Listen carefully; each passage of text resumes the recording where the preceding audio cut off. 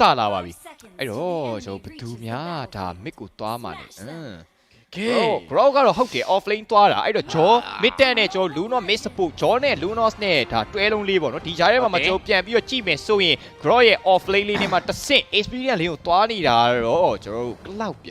cloud ပါ cloud နေရော early game မှာ experience lane မှာနေပြီးတော့ grow ကိုရိုင်းကတော့ fasa မှာ fasa ကိုရှင်ထိမ့်မှာဖြစ်ပြီးတော့ mid ကတော့ kick ရဲ့နောက်ထပ်အကောင်းဆုံး hero တစ်ကောင်လို့ပြောလို့ရတဲ့ lunos ပါအဲ့နောက်မှာတစ်ဖက်ကချောင်းအနေနဲ့စတင်ပြီးတော့ပဲ back ကိုလာပြီးတော့နှောက်နေတဲ့ဆိုပြီးမဲ့လည်းပဲရေရှင်ကြီးကိုယ်တိုင် damage နှစ်ချက်တော့စတင်ပြီးတော့ပေးလိုက်ပြီပဲအဲ့တော့လဲလေးကြည့်ရမယ်ဆိုရင်တော့ဒီ jaw ရဲ့ miss support ပေါ့နော် jaw ရဲ့ miss support နေတာတစ်ခုမှာ jaw ရဲ့ smart missile နဲ့ဆိုရင်တော့ရီရှင်းဒီ ace 2ဘာလို့ fan ကကြောက်တာအဲ့လောက်ကြီးပူစရာမလိုရဲမြန့်တယ်ပြီးတော့ကန်ကောင်းကျင်တော့ဒီ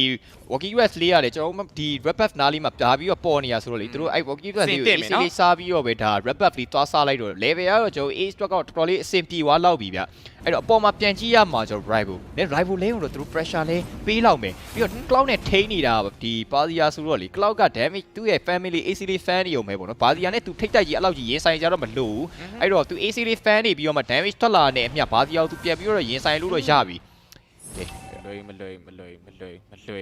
လွယ်တော့ဟိုဘက်ကျွန်တော်တို့ brand အနေနဲ့ဒါပေမဲ့အောက်ကိုတစ်ဖက်ပြန်ပြီးတော့ကြည့်ရမယ်ဆိုလေဒီအနေနဲ့ပေါ့နော်သူ့ရဲ့ cloud ကအမြဲတမ်းလူပွဲတိုင်းစီမှာ performance အမြဲတမ်းပြခဲ့တဲ့ cloud အဲ့ cloud နဲ့ဒီတစ်ခေါက်မှသူ့အနေနဲ့ off မှာနေရတယ် Vasia နဲ့ပြန်ပြီးတော့ထိန်းနေရအရင်မတောက်ဘူးဆိုပေမဲ့လေ late game မှာတော့တပေါက်တော့ရှိပဲဗျဒါပေမဲ့ရှောင်းကိုထပ်ပြောက်သွားတပေါက်ပြောက်သွားအဲသူလိုက်ရှာတယ်တယောက်ကလေပေါ့နဲ့စဉ်းစားတယ်ကျွန်တော် ကုန်ပါအဲ့ချိန်မှာတစ်ဖက်မှာတော့စောင့်နေပြီကျွန်တော် Basia တွေနဲ့သူနည်းနည်းရရှာခြင်းနေရဗျခြုံထဲမှာ recall များထောက်လီမလားပေါ့အဲ့ချိန်မှာ lunos ကိုမြင်လဲမြင်တော့သူနည်းတော့ better back သွားပြီ lunos ကတော့ဒီ crit လေးတစ်ခုတော့သူစားသွားမှာပဲဗျဒီ experience လေးဆိုတော့လေ experience လေးရခြင်းတယ်ဆိုတော့သူစားသွား AC လေးပဲအဲ့တော့ early game မှာတော့သူတို့လုံးဝ rester တွေပါလည်းမရှိဘူး aggressive လည်းမဆော့ဘူးသူတို့ပုံမှန်လေးပဲဆော့တယ်တစ်ဖက်ကမင်း support အနေနဲ့သူသွားပြီးတော့ထွက်လာတာ Savannah ဆိုတော့လေတော့ထင်းတဲ့အတိုင်းပဲဗျသူတို့ mid ကို Savannah နဲ့ဒီချောင်းနဲ့သူတို့ထွက်လာတာဗျဟုတ်တယ် Basia off မှာသူကတော့ level 4စတင်ပြီးတော့ time မီတော့မိနေအဲ့ချိန်မှာကျွန်တော်တို့ဘက်က lunos နေနေရလေ level 4ကပိုင်ဆိုင်သွားပြီပြောရင်းဆိုရင်ကြောတကောင်ပဲစတင်ပြီးတော့ဖြတ်တော့မယ်အနေထားမှာ luno death form ကတစ်ဖက်မှာပြန်ပြီးတော့ပြောင်းထားပြီးရ Basia ပဲအရင်တော့ဖြတ်ချက် grow 82 man ပါချက်ချင်းတဲရသွားမယ် hero key ကအများကြီးလားဆိုတော့ကြောကိုယ်တိုင်ပြန်ပြီးတော့ပေးခဲ့ပြီ Sivana ချက်ချင်းရောက်လာရောမှာ Apple Justice မှာထပ်ပေးနေပဲ luno immune form နေကြမှာ ace မှာထပ်ပြီးတော့ပေးတဲ့ kit နေနဲ့တကောက်လောက်တော့ထပ်ပြီးတော့တက်ချင်သေးတယ်ဆိုပြီးမဲ့လေဒီတစ်ခေါက်မှာတော့ Lancer ရဲ့ execution မှာတော့ထပ်ပြီးတော့ပေးလိုက်ရပြီဘတ်တေကအိမ်သားမှာနေ3အောင်လုံးကျသွားတာဗျတန်တော့မတန်ဘူးဗျသူကိုးတွေပါတက်ပြီးတော့ပေးလိုက်ရတော့ဆိုလေအားကြောင့်ကာတီစီရဲ့ Lancelot တစ်ပေါက်ကလုံးဝသွားရှုပ်လို့မရဘူးပြီးတော့ကာတီစီကသူ hero key 3កောင်တောင်ရသွားတာဗျအဲ့ဒါနည်းနည်းလေး short ရှိရယ်ဒါပေမဲ့ကျွန်တော်တို့ဘက်မှာတော့ဒါဒီလိုပါလို့တော့ရှိသေးရယ်ပေါ့နော်လေကင်းကျရင်ပြန်ပြီးတော့ရုံးနိုင်မယ်ဒါပေမဲ့တစ်ဖက်မှာအဲ့လိုမျိုးဘဲသားဘဲကြီးပြန်ကြည့်ရမယ်ဆိုရင်လေ fasa ရှိသေးတယ်ဗျhero key ကတော့ရလာတာတော့ရခဲ့တယ်ဆိုပြီးမဲ့လည်းပဲလင်းကရမ်းမတာတော့ကဲပြောရင်းဆိုရင်လည်းရီဆန်ရှင်းပဲလာပြီးတော့မေးချင်တဲ့ luno death form damage တွေကြားမှာ6ကိုယ်တိုင်ပြန်ပြီးတော့ပေးရမယ်တင်နေ Sivana Apple Justice မှာ Lancelot ရဲ့ damage တွေကြားထဲမှာပဲ Lancelot ကိုယ်တိုင်ပဲသူတော်ကိုင်းသွားတယ်ဆိုပြီးမဲ့လည်းပဲ maybe နေနဲ့ထပ်ပြီးတော့ကျွန်တော်ပေးဆက်လိုက်ရပြန်ပြီဗျ grow ရဲ့ဒီဘက်က flicker သူခေါင်းဖြတ်တိုက်တဲ့ damage တွေကတကယ်ကိုကောင်းနေတာတော့မှန်နေဆိုပြီးမဲ့လည်းပဲအခုလက်တလောမှာတော့ Lancelot ကိုယ်တိုင်ကစားပို့ပြီးလုံးပြနေရလေးကိုကျွန်တော်တွေ့နေရတယ်ဗျဟုတ်တယ် Lancelot ရဲ့ damage ကလည်းဒီအချိန်မှာသူ hero key 4កောင်လောက်အထိကိုပိုင်ဆိုင်ဝါခဲ့ရဆိုတော့လေ damage ကတော့တော်တော်ကြီးတော့ထွက်ပါတယ်ဗျဟုတ်တယ်အဲ့တော့ hero key 5 ချင်းနဲ့သွားเนาะအိမ်သားမှာမှန်တော့ Sivana ရဲ့ spin win ကလည်းပြန်ပြီးတော့ဝင်လာတာလေးကလည်းပါသွားတယ်ဗ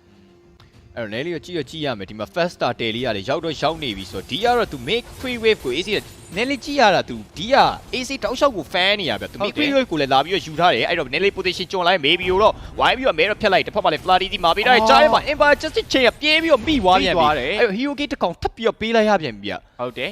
ဒါပေမဲ့ကျွန်တော်တို့ဘက်မှာရှိနေကောနှစ်ကောင်နေနဲ့တော့ရီဆန်ရှင်းရော cloud ရောပေါ့နော်နည်းလေးပြန်ပြီး fan မီနဲ့တော့အဆင်ပြေတယ်သူတို့နှစ်ကောင်အဆင်ပြေနေကိုကြည်နေပါတယ်ဘာလို့လဲဆိုတော့ဒီချိန်တွေမှာရမ်းမตายရဘူးဆိုပေမဲ့လဲပဲဒါလည်းဟိုဘက်က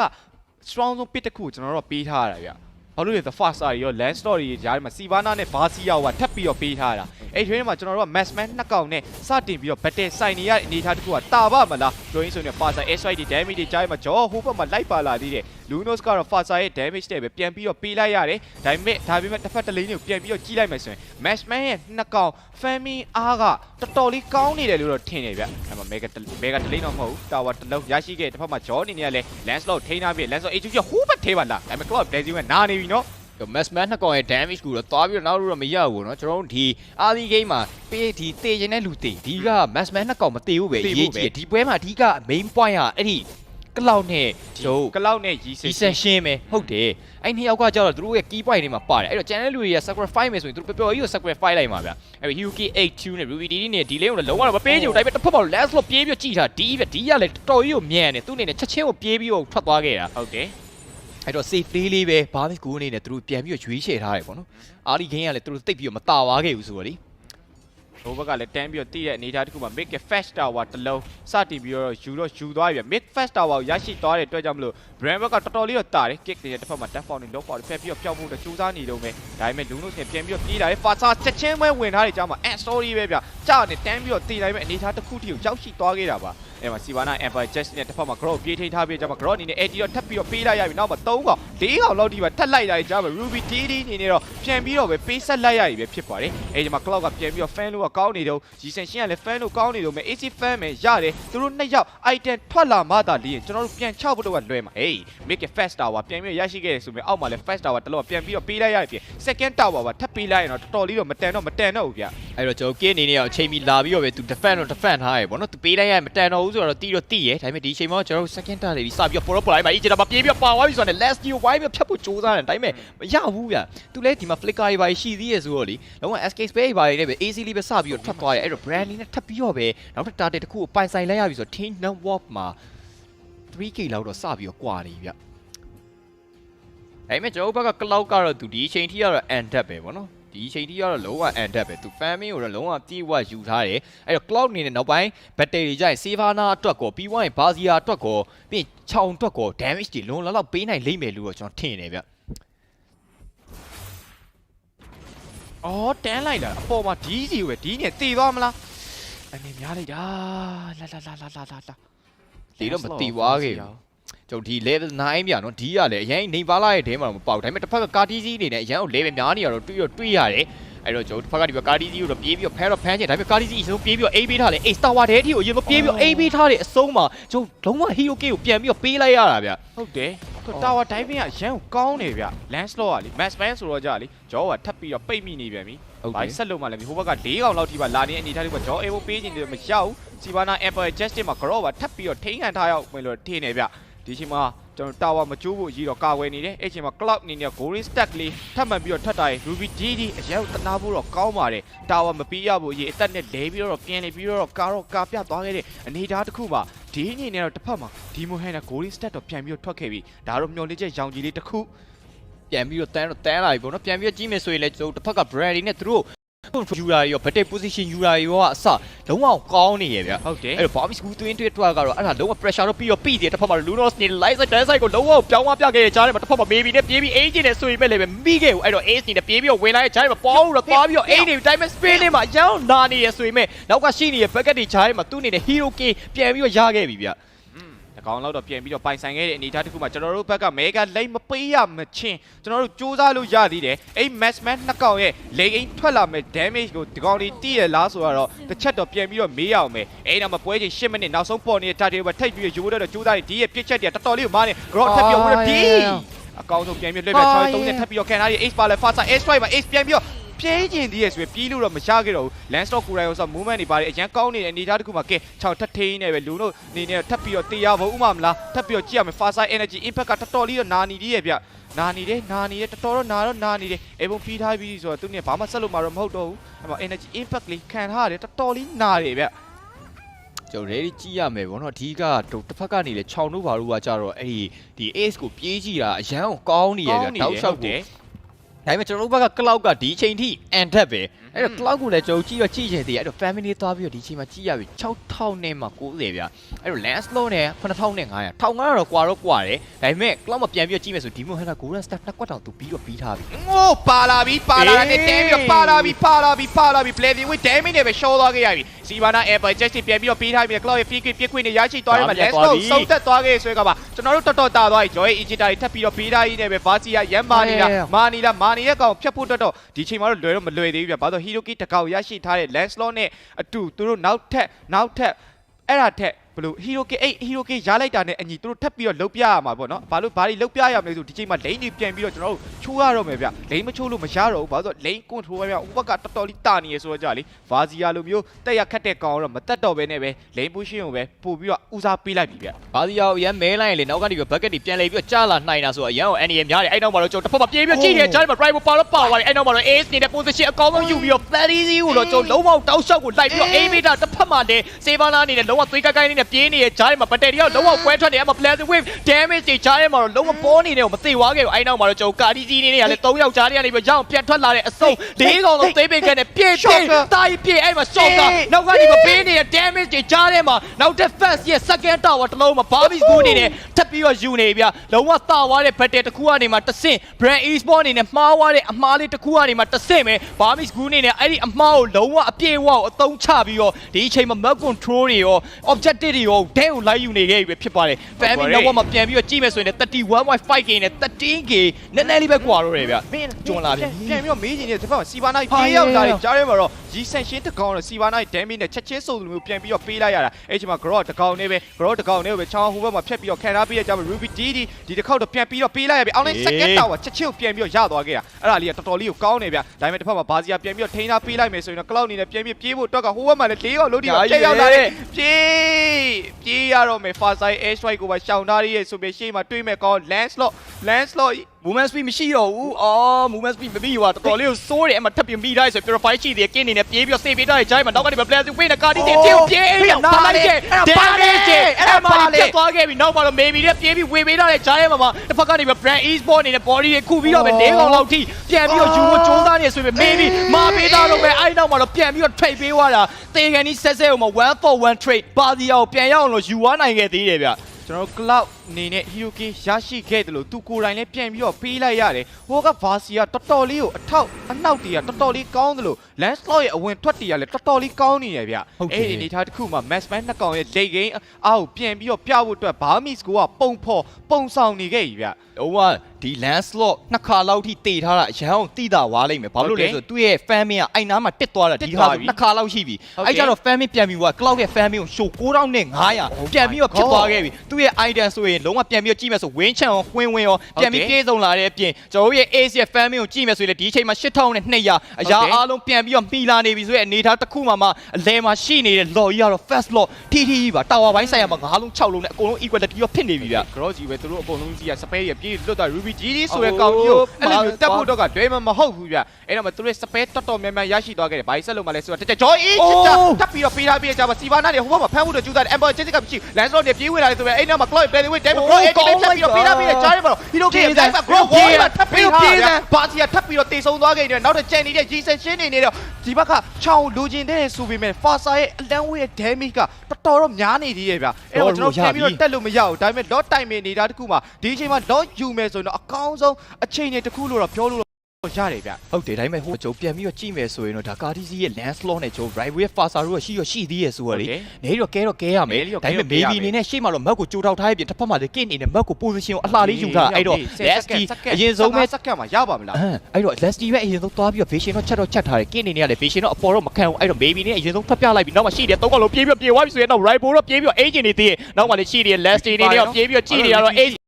ဒီစီနဲ့ပြေးပြီးတော့ဝင်လာချင်သေးဆွဲချားမှာတော့အေးစတေနေအောင်ပိုင်ဆိုင်ခဲ့ပြီဖြစ်ပါတယ်ဒီတော့မရဘူး Landslot အဲ့မှာပြန်ရိုက်လိုက်တာအဲ့ဒါ8အဲ့မှာနောက်တစ်ချက်မှာထပ်ပြီးတော့ချောင်းမှာရရှိသွားခဲ့တဲ့ပြင်ကင်းနေနဲ့ King List ပြီးနောက်ထပ်အဆုံးမတတ်နိုင်သေးဘူးထပ်ပြီးတော့လူချင်းသေးရဲ့ဆိုပြီးဒီတစ်ခေါက်တော့ law နဲ့အတူမှပြန်ပြီးတော့တက်မယ်ဆိုပြီးတော့ Barmis goal နေနဲ့ရွေးချယ်လိုက်ပြီးဒီရဲ့ item ကိုစောင့်နေခဲ့တာဗျကျွန်တော်တို့ပြောပါတယ်လုံးဝလေခင်းရောက်သွားရင်ဒီ Maxman နှစ်ကောင်လုံးဝ key point ပဲလို့ POK ဒီလောက်ထိကွာနေတဲ့ဂျားတဲ့ဟိုမှာတကယ်ကိုလုံးပြနေရတော့ Barmis goal ပါဒီအချိန်မှာတော့အကောင်းဆုံး draft နဲ့ brand နဲ့ရင်ဆိုင်မှုခက်ခဲနေတဲ့အချိန်ကိုတော့ရောက်ရှိလိုက်တယ်ပဲတစ်ဖက် 30 လုံးဝ surprise ကိုပြန်ပြီးတော့ပေးလိုက်ရတာဗျကင်းနေနဲ့ချက်ချင်းကြောက်သွားတဲ့ဘက်တဲ့တစ်ခုမှBarmis goal နေနဲ့သူတို့ဘာတွေများထပ်ပြီးတော့လှုပ်ဖို့ပြင်ဆင်ထားသေးလဲအဲ့ဒီကြည့်ရအောင်မယ်ဗျနောက်ထပ်နှစ်ကောင် တိုင်းပြန်ပြီးထွက်လာမယ့်အနေထားတူမှာကျွန်တော်တို့က5 vs 4ပြန်ပြီးတော့ကျွန်တော်တို့စိုင်ရမယ်ဆိုပေမဲ့လည်း Maxman နှစ်ကောင်စီကနေထွက်လာမယ့် damage တွေကအများကြီးတော့ရှိတယ်အဲ့ law နဲ့တူပဲ Mega Day နေတော့ထပ်ပြီးတော့ပိုင်ဆိုင်ဦးမယ် Savannah Empire ချက်ကဟိုဘက်မှာအကုန်လုံးပြန်ပြေးဝင်လာတယ် Savannah နေတော့ Ace ကိုပဲပြေးလုံးဝတော့မတည်ဘူးဒါပေမဲ့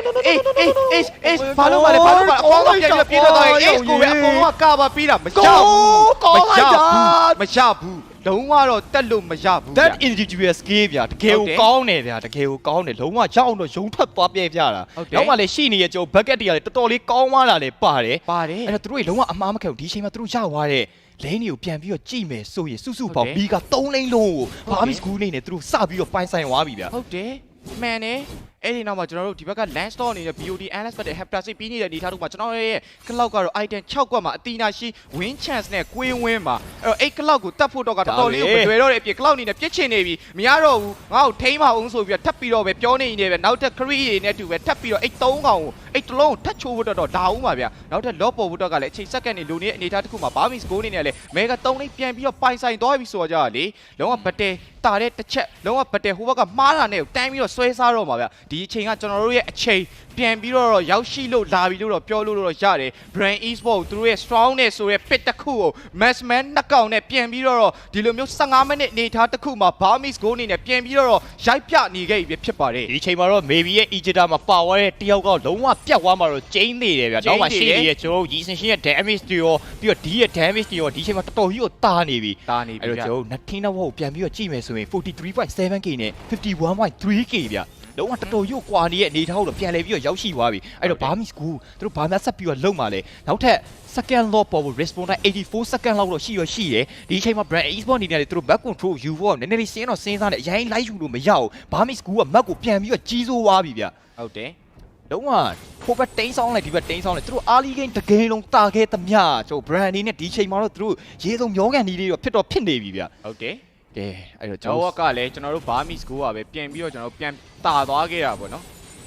အဲ့တော့ကျွန်တော်စောင့်ရမှာနောက်ထပ် second lot လေးတစ်ခုပဲအဲ့ second lot ဂျားထဲမှာတော့ကျွန်တော် battle လေးကိုစိုက်မယ်ဆိုရင်တော့နည်းနည်းလေးစဉ်းစားဖို့တော့လိုမယ်ပေါ့နော်နည်းနည်းလေး queue စိုက်ဖို့လည်းလိုမယ်ပြီးွားရင်ကျွန်တော်တစ်ဖက်ကအရန်လိုချင်နေတာ ace ကိုလည်းလိုချင်နေဗျ ဟုတ်တယ် ဒီ Savana တို့ဘာလို့ဆိုရင်ဒီ Savana နဲ့ Bazi ကနှစ်ယောက်ကအမြဲတမ်း ace ကိုပဲပြေးကြည့်ရပြီးတော့ Lasty ကလည်း ace ကိုပဲပြေးကြည့်ရအဲ့အချိန်မှာသူတို့အမြဲတမ်း ace ကိုပြေးကြည့်ရ battle မှာဒီကအမြဲတမ်းလွတ်နေတယ်အဲ့နောက်ပိုင်းမှာဒီအနေနဲ့သူ blazing wave ကြီးနဲ့ပေးတဲ့ damage ကြီးလုံးဝနစ်ထတယ်ဒီကိုဖမ်းဖို့ကြရင်လေဒီကိုကြည့်ရဲ့လူက Lancelot တယောက်ပဲရှိဘာလို့လဲဒီက purify နဲ့အကဲဒီကိုဖမ်းလိုက်လို့သူတို့ spare လိုက်တဲ့ spare တွေအကုန်လုံးကဒီလွတ်သွားခဲ့မယ်ဆိုရင်သူတို့အတွက်ကတော့လုံးဝမလွယ်တော့ဘူး မလွယ်တော့ ဒါပေမဲ့ဘာမစ်ကူကလည်းအဲ့အချိန်မှာသူတို့ဝင်ဖမ်းတဲ့အချိန်မှာနောက်ကနေပြီးတော့ damage ဒီအောင်ပေးနိုင်တယ် fast out သူတို့အများနဲ့စောစောစီးပြေးကြည့်တယ် fast မရှိတဲ့နေတာတစ်ခုမှာ fast side air strike မပါတာအရန်ကိုဘတ်တယ်ကိုတိတာစီရဗျ ဟုတ်တယ်ကဲအနည်းငယ်လေး